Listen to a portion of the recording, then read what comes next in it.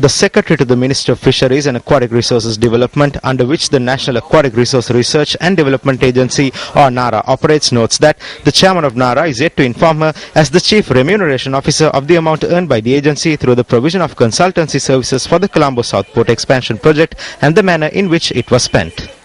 The Secretary to the Ministry based her letter on the Action TV revelations over the past several days on the question at hand.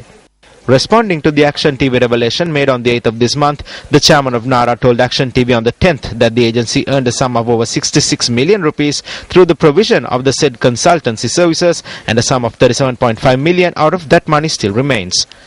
However, as per a request made by the Chairman of NARA on the 18th of this month, the audit report provided by the internal auditor of the agency within 2 days on the manner in which the said amount was spent failed to prove how the monies were spent and how the accounts were written with major errors. The Secretary in a letter to the NARA Chairman requests the Chairman to inform the Board of Directors of NARA regarding the matter and to inform her after checking whether the necessary steps have been taken.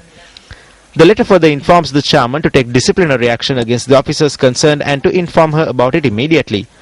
The Secretary has made similar requests from the Chairman of NARA on 2 previous occasions as well.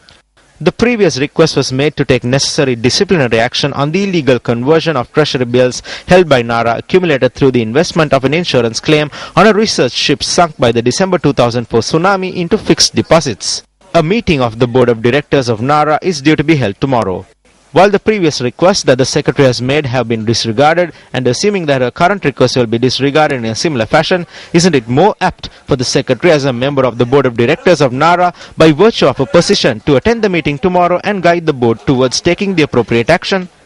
Secretary to the Ministry of Fisheries and Aquatic Resources, this one is over to you.